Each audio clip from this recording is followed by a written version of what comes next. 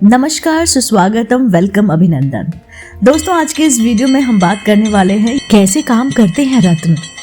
दोस्तों, क्या आप जानते हैं कि रत्न जो होते हैं वो किस प्रकार काम करते हैं? प्रकृति ने इंसान को रत्नों के रूप में कुछ ऐसी अद्भुत दैवीय शक्तियां प्रदान की है जिसका इस्तेमाल अगर आप सही तरीके से करते हैं तो इंसान की सभी समस्याएं दूर हो सकती हैं।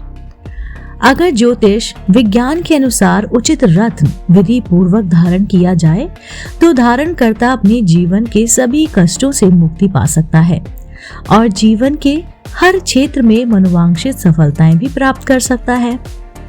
दोस्तों, क्या आपको पता है रत्नों के अद्भुत उपयोग होते हैं? रत्न प्रकृति का ऐसा नायाब तोहफा है जिसको धारण करने से जीवन की सभी परेशानियां दूर हो जाती है। यह रत्न सीधा ब्रह्मांड से संबंधित होते हैं। इन रत्नों का सीधा सीधा संबंध ब्रह्मांड में मौजूद ग्रहों से होता है और हमारा संबंध इन रत्नों से होता है। इसके कारण अलग अलग रत्नों का हमारे जीवन पर अलग अलग प्रभाव पड़ता है। रत्न मनुष्य के लिए प्रकृति का अद्भुत वरदान है। पुराने जमाने से ही मनुष्य रत्नों के प्रति विशेष रूप से आकर्षित रहा है। रत्नों का संबंध अलग अलग ग्रह नक्षत्रों से होता है। इन रत्नों का विवरण हमारे ग्रंथ और पुराणों में भी मौजूद है। आज के विज्ञान में भी रत्नों को महत्वपूर्ण माना गया है। मनुष्य शुरुआत से ही अलग अलग रत्नों का इस्तेमाल गहने, आभूषणों आदि के रूप में करते हैं। ज्यादातर लोग रत्नों का इस्तेमाल अंगूठी में जड़वा कर करते हैं, पर क्या रत्न हमारे जीवन को प्रभावित करते हैं? आम व्यक्ति के लिए ये बहुत ही जिज्ञासा और उत्सुकता का विषय है कि रत्न कैसे काम करते हैं। दोस्तों, कैसे रत्नों को पहनने से व्यक्ति के जीवन में बदलाव और उतार चढ़ाव आने लगते हैं, इसके पीछे क्या रहस्य छुपा है, आज हम आपको बताने जा रहे हैं। रत्न किस प्रकार काम करते हैं। दोस्तों, अगर आप मेरे चैनल पर नए हैं तो आप मेरे चैनल को तुरंत से सब्सक्राइब कर लीजिए, क्योंकि ऐसे ही धार्मिक, पौराणिक, कहानी, कथाएं हम अपने चैनल द्वारा आप तक पहुंचाते रहते हैं। दोस्तों, पृथ्वी में अपने ओर किसी भी वस्तु को खींचने का आकर्षण मौजूद होता है, ये हम सभी जानते हैं, जिसे वैज्ञानिकों के द्वारा सिद्ध भी किया गया है। सूर्य के आकर्षण के असर से दूसरे ग्रह उसके चारों ओर परिक्रमा करते रहते हैं और पृथ्वी ग्रह भी सूर्य के आकर्षण के प्रभाव में रहती है। इससे ये बात तो स्पष्ट होती है कि पृथ्वी पर रहने वाला इंसान भी सूर्य के असर में रहता है। सूर्य की किरणों से जड़ और चेतन पोषण प्राप्त करते हैं। उसी प्रकार मानव का जीवन भी सूर्य के वशीभूत है। चंद्रमा की चांदनी में नर नारी के दिल को सर्वाधिक आनंद की अनुभूति होती है एवं पक्षी भी चांदनी में किलोरे करते हैं।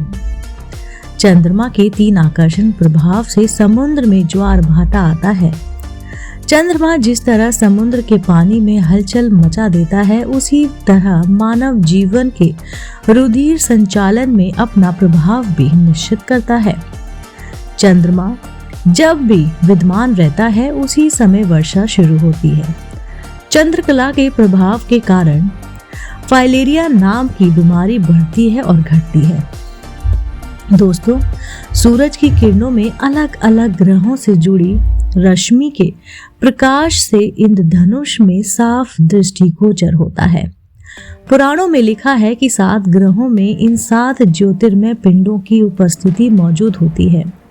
इस असर को ग्रहण करके प्राणी भाव पर इसका प्रसारण होता है। मानव शरीर की रचना भी एक साथ ज्योतिष रत्नों पर आधारित होती है।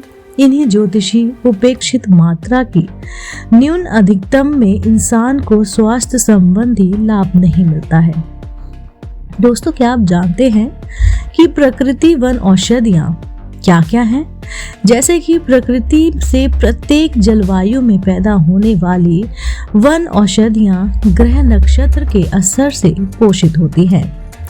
दोस्तों, उसी प्रकृति ने उपलब्ध तत्व पदार्थ से शरीर की रचना की है, अतः उसी के अनुसार तत्व पदार्थ से उपयोग में लाया जाता है।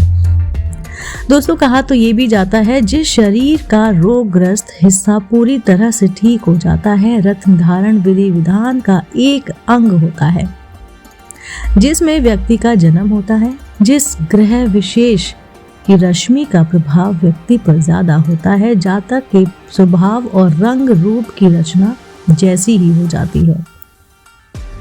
दोस्तों जो रत्न होते हैं वो हमारे लिए काफी उपयोगी होते हैं।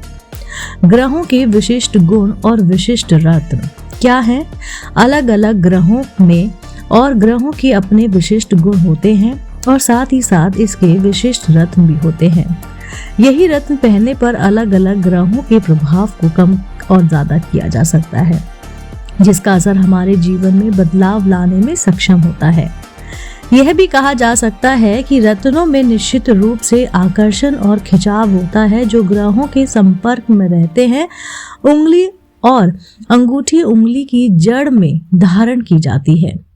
विज्ञान ने कई सालों की खोज के बाद एक शोध प्रस्तुत किया है जो अपने आप में ही महत्वपूर्ण है। मूलतः हाथ में 4 उंगलियां और एक अंगूठा होता है। अंगूठे के पास वाली उंगली को तर्जनी, सबसे बड़ी उंगली को मध्यमा, उसके बाद वाली उंगली को अनामिका और सबसे अंतिम उंगली को कनिष्ठिका कहा जाता है। बाएं हाथ की उंगली भी इन्हीं नामों से जानी जाती है।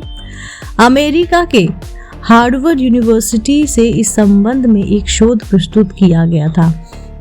उसके निर्णय इस प्रकार है। तर्जनी के मूल में कुछ ऐसी छोटी छोटी नाड़ियां मौजूद होती हैं जिसका सीधा संबंध दिमाग से होता है।